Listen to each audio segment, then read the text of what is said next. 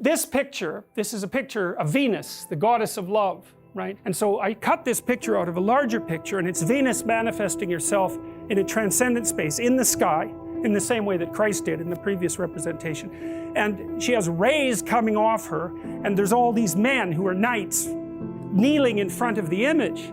Well, what does that mean? Well, it means that men use the image of female perfection to motivate themselves. And that's exactly right. That's precisely what they do. You see that in the Tom Sawyer story. So Tom Sawyer is about 12 years old, and he's still hanging around with his friends like Huck Finn. And this girl moves across the street, Becky, and she comes out, and he's struck by her for the first time in his life. Something's changed. And the first thing he does is hop up on a picket fence and show off and balance in front of her. And he's saying, well, look at me, look at me. He's like the male bowerbird building something beautiful so the female will approve of it. And it's motivation, you know, and that's something that I think modern women don't really understand about men. They don't understand that, at least to the degree that males are uncorrupted and not bitter because of being rejected, they're doing everything they can to kneel before the eternal image of the feminine. So I don't know if women have any idea how paralyzing they are to especially young men. Very large number of my clinical clients, but also young men I've talked to in general, are absolutely terrified of women because they're terrified of being rejected.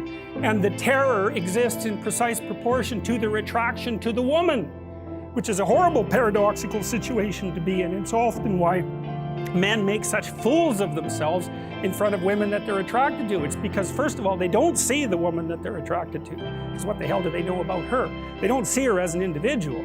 They see her as the manifestation of a judgmental ideal. And then it's only in establishing the relationship with the actual woman that they can start differentiating between the judgmental ideal and the actual individual woman. And that also requires a sacrifice. And the sacrifice is, you never can have an ideal woman.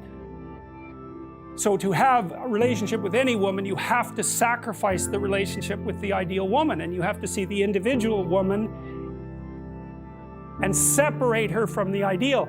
And that's the same thing that happens to the hero in Sleeping Beauty, right? He sees the evil queen who actually turns into the dragon of chaos, and it's not until he can defeat her that he can establish a relationship with the actual princess. And that's exactly the case.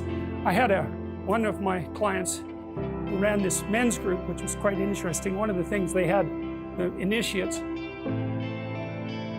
do, which was very intelligent, was to go out and ask 50 women in one day for their phone numbers. Why? Politely, properly, you know. It was a game, but it wasn't a stupid game. And the idea was, get over your fear of rejection. And how do you do that? By encountering it continually and continually and continually, so that you're no longer paralyzed by this.